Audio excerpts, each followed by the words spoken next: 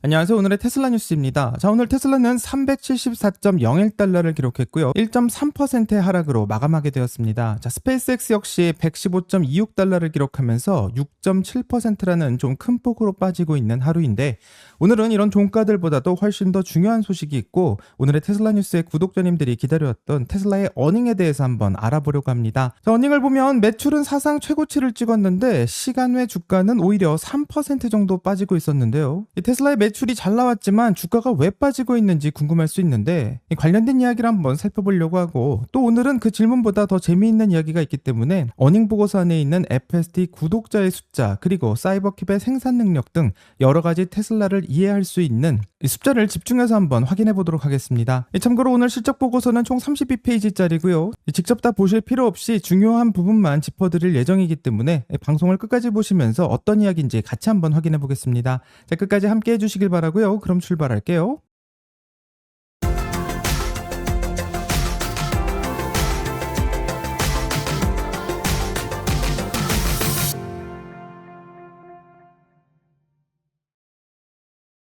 자, 본격적으로 테슬라 이야기로 넘어가기 전 오늘 시장 전체 분위기를 한번 살펴본다면 국제 금값이 온스당 4,100달러를 넘어서고 있고 국제 유가도 나흘째 상승하고 있는 상황입니다. 자, 중동 쪽 긴장이 다시 고조되고 있는 영향 때문인데요. 이란과의 갈등과 사우디 쪽의 봉쇄 우려까지 겹치면서 안전자산으로 돈이 몰리고 있다고 설명할 수 있습니다. 자, 이런 날은 보통 성장주들이 먼저 흔들리기 마련이고, 실제로 팔란티어와 워크데이, 서비스나우와 도어대시 같은 성장주들 역시 일제히 5에서 6% 정도 빠지고 있는 상황입니다. 자, 스페이스X 주가도 6.7%나 빠지고 있는 것은 스페이스X의 자체의 악재라기보다는 이런 성장주 전체의 흐름이 같이 하락하고 있다고 생각할 수 있을 것 같은데요. 현재 유가와 원자재 값이 오르고 있는 이런 흐름들은 테슬라처럼 자동차를 생산하는 입장으로서는 굉장히 원가의 상승이라는 악재가 찾아오고 있기는 하지만, 또 이로 인해서 전기차를 찾는 소비자들이 늘어나기 때문에 호재가 같이 있는 상황이고, 현재 미국과 이란의 전쟁 문제는 테슬라에게 양날의 검으로 작용하고 있는 것만 같습니다. 자, 그럼 이제 본론으로 넘어가서 테슬라의 실적 발표와 일론 머스크의 Q&A에서 나온 내용이 어떤 내용이 있었는지 지금부터 한번 살펴보겠습니다. 자, 먼저 테슬라의 어닝 발표를 보게 된다면 이번 분기 매출은 282억 3,600만 달러로 작년보다 무려 26%나 늘어난 발표를 하게 되었습니다. 최근 12개월 누적 매출은 처음으로 1,000억 달러를 넘어서게 되었고요. 한마디로 창사 이래 처음 있는 일이라고 할 수 있습니다. 자, 이게 얼마나 큰 숫자인지 감이 잘 안 올 수가 있는데, 2015년 2분기 테슬라의 매출은 9억 6천만 달러였었는데 지금 11년이 지난 지금 282억 달러가 되었고, 거의 30배 가까이 커진 규모라는 것을 확인할 수 있습니다. 이 단기적으로 오르고 또 내리는 주가와는 별개로 회사 자체는 이렇게 꾸준히 커지고 있다는 것을 먼저 좀 기억하면 오늘의 이야기를 이해하는 데 좀 도움이 될 것 같습니다. 자, 차량 인도량도 살펴보면 48만 126대로 2분기 기준 역대 최다 실적을 보여주었고, 사실 이 부분에서는 애널리스트들이 예상했던 매출 255억 5천만 달러와 인도량 40만 6천 대를 둘 다 여유 있게 넘어서고 있습니다. 자, 그러니까 2분기에 테슬라가 자동차를 잘 팔았냐? 여기에 대한 질문에는 명확하게 그렇다라고 답할 수 있을 것 같은 분기인데요.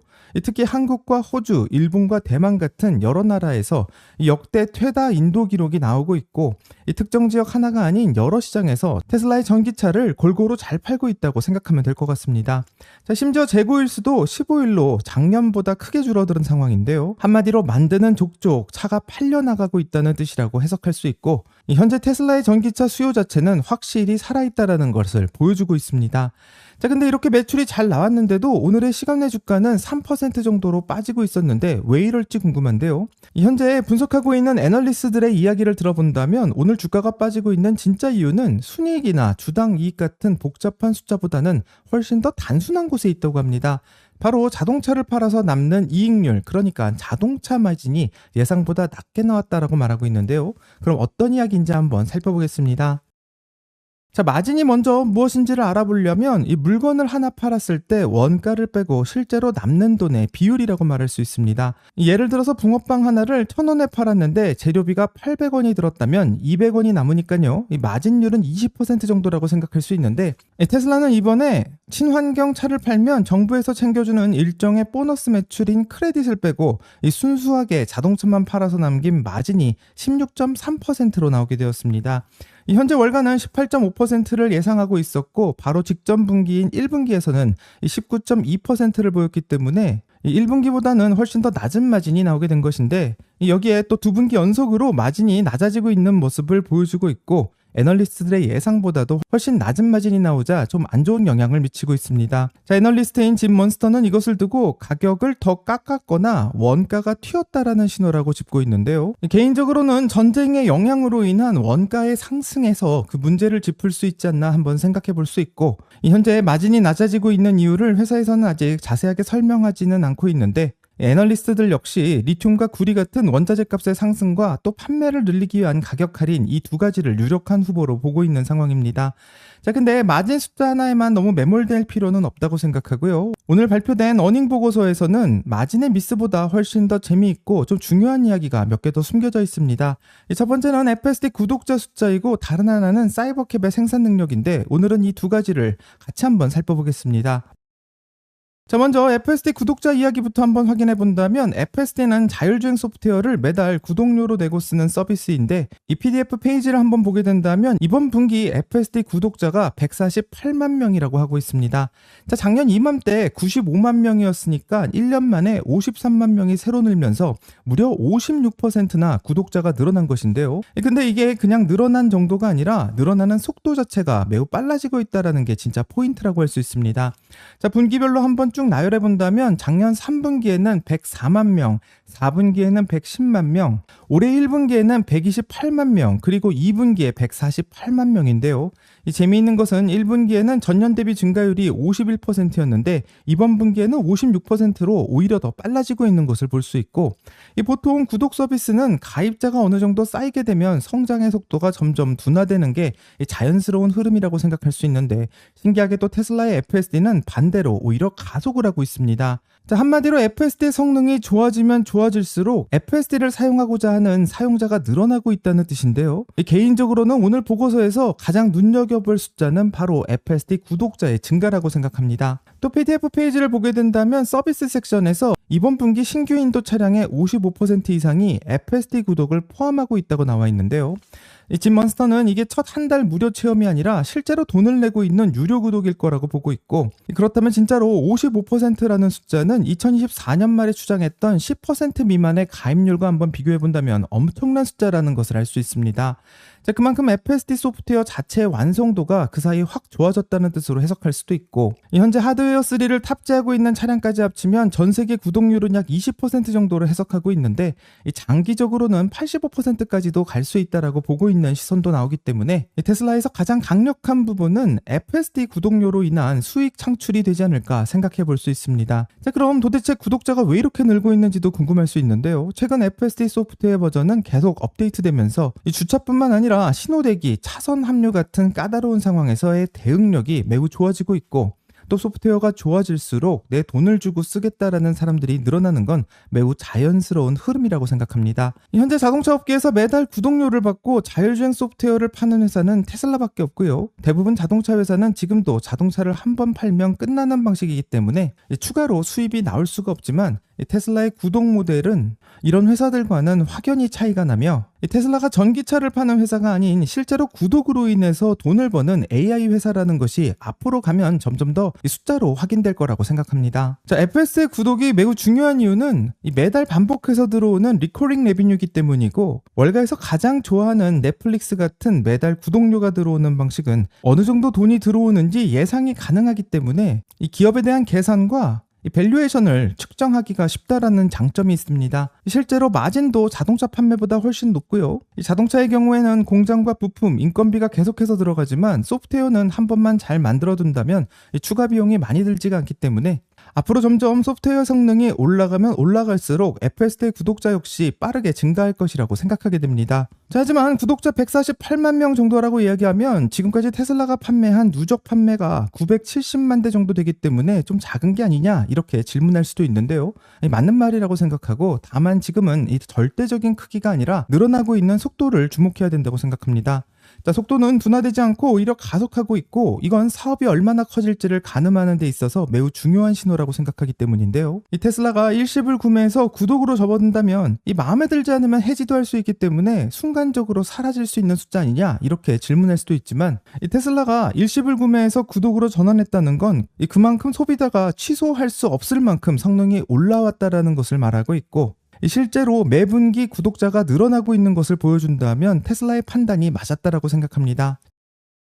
자, 그럼 이어서 두 번째로 중요한 사이버캡 이야기로 한번 넘어가 보려고 하는데요. 이 PDF에서에 나와 있는 제조 현황표를 본다면 사이버캡이 텍사스 기가팩토리에서 이미 생산 중이라고 표시되어 있고, 테슬라는 이번 2분기 어닝 리포트를 통해서 여러 가지 사진으로 테슬라의 사이버캡이 현재 생산되고 있다는 것을 보여주고 있습니다. 자, 하지만 가장 놀라운 것은 놀랍게도 연간 생산 능력이 12만 5천 대 이상이라고 나와 있는데요.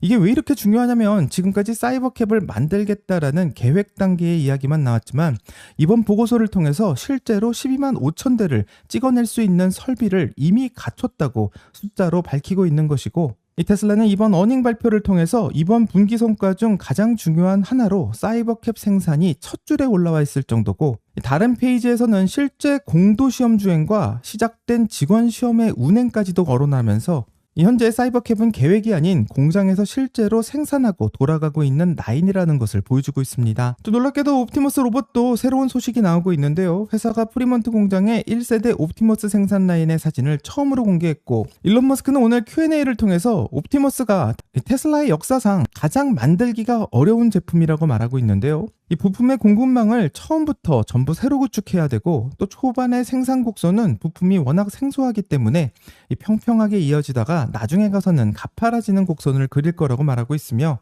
많은 사람들이 옵티머스가 빨리 판매가 되었으면 좋겠다라고 기대할 수 있지만 실제로 생산은 매우 느려질 것이라고 생각하고, 어느 순간 확 빨라지는 그 시점이 테슬라의 주가 역시 반응하는 순간이라고 생각합니다. 자, 오스틴에 짓고 있는 실제 반도체 공장 이야기도 나오고 있는데요. 이 테라팹이라고 불리는 오스틴의 반도체 공장은 이 정확한 위치 발표는 별도로 공개하겠다라고 말하고 있고, 이 테라팹 개발용 설비 발주는 이미 마쳤다고 하고 있는데, 한마디로 반도체를 만들겠다라는 테슬라의 야망이 그냥 하는 말이 아닌 실제 계획에 옮겨지고 있다라는 것을 알 수 있으며, 현재 테슬라는 텍사스 온사이트 연산 능력을 올해 하반기에 늘리겠다라고 밝히고 있는데, 지난 6월 대비 60%, 작년 말 대비로는 220%가 늘어나는 규모이고, 쉽게 말해서 1년 반 만에 연산 능력을 3배 넘게 키우고 있는 수준이기 때문에 이런 연상 능력은 FSD나 옵티머스 같은 AI를 훈련시키는데 사용될 것으로 예상되고, 테슬라가 컴퓨터 자원을 얼마나 더 빨리 늘리냐가 곧바로 자율주행과 로봇의 기술이 얼마나 좋아질 수 있느냐로 이어질 수 있기 때문에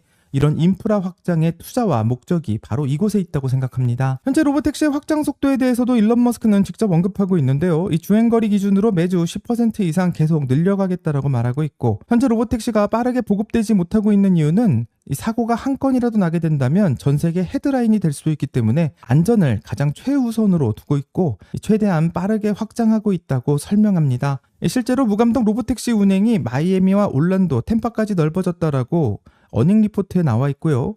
실제 시작했던 텍사스 오스틴을 포함하게 된다면 이제 미국 내 여러 도시에 동시에 뻗어나가고 있는 그림인데, 회사 스스로도 속도보다는 안전이라는 원칙을 반복해서 강조하고 있기 때문에 어제 오늘의 테슬라 뉴스에서 왜 무감독 로보택시가 21대밖에 다니지 않냐라는 것에 대한 설명이 일론 머스크를 통해서 다시 한번 확인되고 있습니다. 자, 어쩌면 오늘 테슬라에서 발표한 매출과 EPS가 예상만큼 좋게 나오지 않자 이 옵티머스와 테라팹 같은 데 쓸 돈을 오히려 자동차 마진을 늘리는 데 쓰는 게 낫지 않냐, 이렇게 질문할 수도 있을 것 같은데요.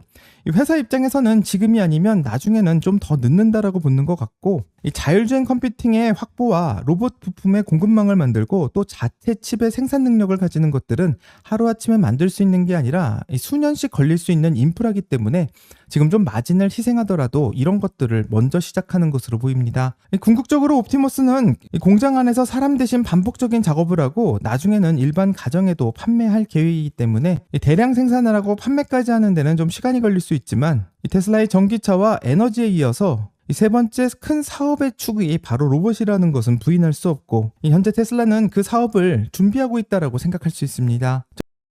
오늘 실적을 정리해본다면 세 가지 그림을 볼 수 있는데요. 자동차 마진은 예상보다 나빴고 FSD 구독자는 가속하면서 늘고 있고 사이버캣과 옵티머스 같은 새로운 제품군은 실제 생산 단계로 넘어가고 있다는 것을 확인할 수 있었습니다. 자, 이런 세 가지 그림 중에 어디에 무게를 둬야 할지에 따라서 테슬라에 투자를 더하게 될지 아니면 그만 투자를 해야겠다고 생각할지 결정할 수 있을 것 같은데요. 개인적인 생각을 말씀드리면 오늘 같은 날 자동차 마진 숫자 하나에 실망하는 것은 정말 사진 한 장만 보고 영화 전체를 판단하는 것과 비슷하다고 생각하고 정말 중요하게 봐야 되는 것은 FSD 구독자가 분기마다 가속하면서 늘고 있다는 것 그리고 사이버캡이 실제로 연 12만 5천 대를 찍어낼 수 있는 설비로 존재한다는 것 어쩌면 이런 사실들이 계속해서 테슬라에게 기대를 해봐야 되는 게 아닌가 생각할 수 있는 이유라고 생각합니다. 정리하면 오늘 실적을 개인적으로는 나쁘게 보지 않고 있고요. 매출은 사상 최대였고 FSD 구독자 역시 56%나 늘고 있는데 자동차 마진이 예상보다 안 좋았던 것은 사실이고 EPS가 기대치를 못 미친 것도 사실이지만 그것만으로 오늘 실적 전체를 판단하기에는 훨씬 더 중요한 신호들이 많이 나온 어닝이었다고 생각합니다. 자, 오늘의 테슬라 뉴스의 구독자 여러분들은 이 테슬라의 마진 미스가 걱정이 되고 또 어닝 발표 이후 주가가 하락하고 있는 것이 훨씬 더 걱정이 되시는지 아니면 이번 어닝 발표에서 보여주고 있는 테슬라의 미래에 대한 청사진이 훨씬 더 기대가 되시는지 댓글을 달아주시면 같이 더 이야기를 나눠보도록 하겠습니다. 여기까지 오늘의 테슬라 뉴스고요. 오늘 영상이 도움이 되셨다면 구독과 좋아요 그리고 알림 설정 부탁드립니다. 오늘 좋은 하루 되시고요. 오늘의 테슬라 뉴스는 내일 또 새로운 소식으로 다시 찾아오겠습니다. 감사합니다.